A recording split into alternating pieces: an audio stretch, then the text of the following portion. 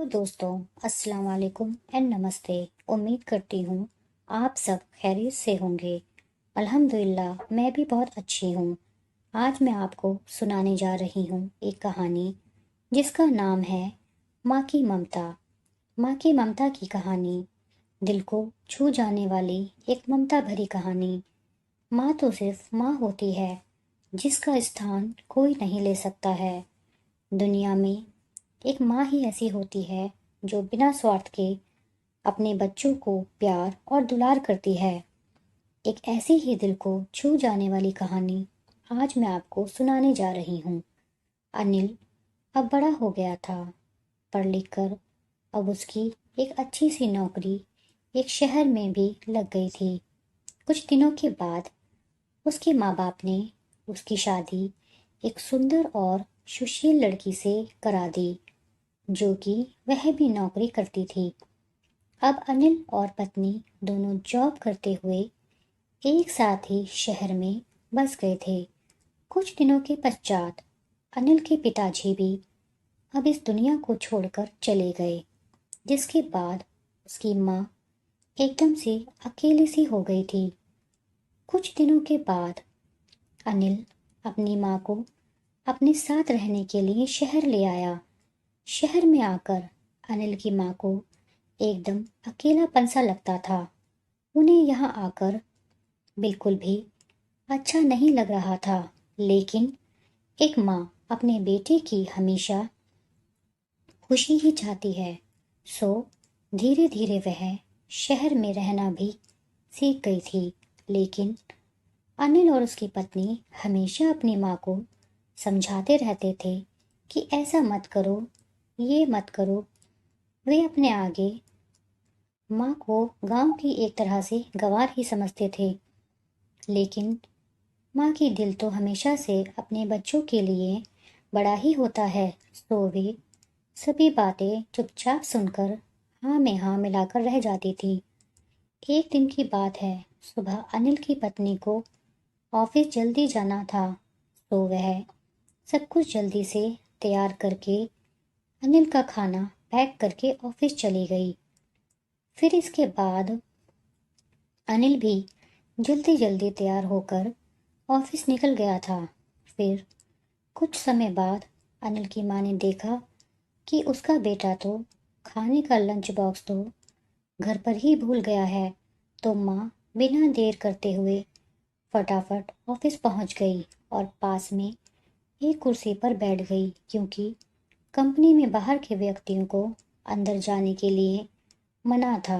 कभी बेटे को दिक्कत ना हो इसलिए फ़ोन ना करके मैसेज किया। लेकिन अनिल अपने काम में बिजी था। सो माँ के मैसेज पर ज़्यादा ध्यान नहीं दिया।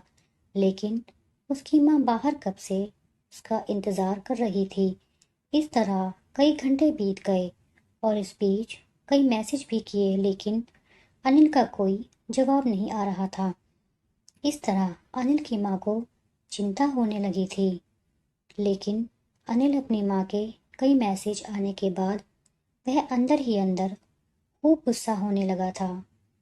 आज तो उसने तय कर लिया था कि आज घर जाकर माँ को खूब अच्छे तरह से समझा देगा कि यह उसका गांव नहीं है जो कुछ भी मनमानी करती रहेगी। और इस तरह शाम हो गई। अब अनिल घर जाने के लिए कंपनी के बाहर निकला तो देखा उसकी माँ तो यहीं खड़ी है, जिसे देखकर उसका गुस्सा अब सातवें आसमान पर था और बिना कुछ पूछे ही अपनी माँ को डांट फटकारने लगा कि पहले आप घर में खाली बैठे बैठे मैसेज से परेशान करती रहती हैं और अब तो उसकी कंपनी में भी आ गई हैं। आखिर उनका यह गांव नहीं है जो मनमानी करती रहेंगी। यह सुनकर अनिल की माँ ने खाने का टिफिन अनिल की ओर आगे बढ़ा दिया, जिसे देखकर अनिल को अब समझते हुए देर न लगी कि वह अपना खाना भूल गया था जिसे माँ उसे देने के लिए यहाँ आई थी।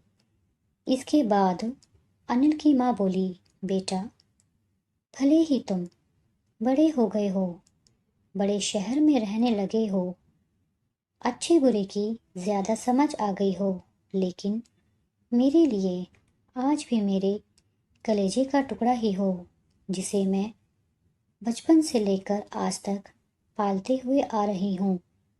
अनिल की अब आंखें खुल चुकी थीं कि आखिर उसकी माँ उसकी परवाह करते हुए खाना लेकर आई थी, और वह बिना सोचे समझे ही अपनी माँ को डांटे जा रहा था। अब वह अपने किए हुए पर बहुत पछता रहा था, जिसे देखकर माँ ने उसे एक बार फिर से अपने गले लगा लिया, और इस तरह अनिल ने अब खुद को माँ के लिए बदल लिया था। अब उनकी पहले से ज़्यादा अच्छे से देखभाल करने लगा था, जिसके बाद माँ को अब शहर भी अच्छा लगने लगा था, क्योंकि अब उसका बेटा फिर से उसे मिल गया था।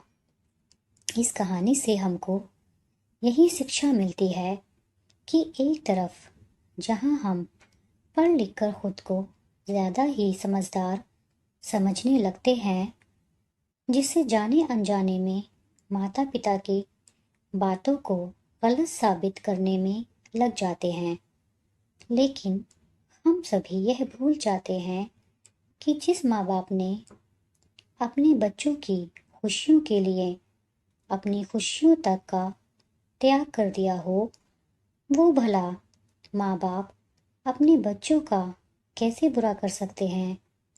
हर माँ बाप की यही इच्छा होती है कि उनकी संतान उनके बुढ़ापे की लाठी बने, लेकिन विकास की अंधी दौड़ में हम सभी अपने मूलों को भूलते जा रहे हैं, जो कि बहुत ही सोचनीय है। अगर हमारे माँ बाप हमें पाल सकते हैं, तो हम उन्हें बुढ़ापे में क्यों नहीं पाल सकते। यही तो हर माँ बाप की इच्छा होती है। तो आप सभी अपने माँ बाप की उम्मीदों पर ज़रूर खरे उतरें। धन्यवाद।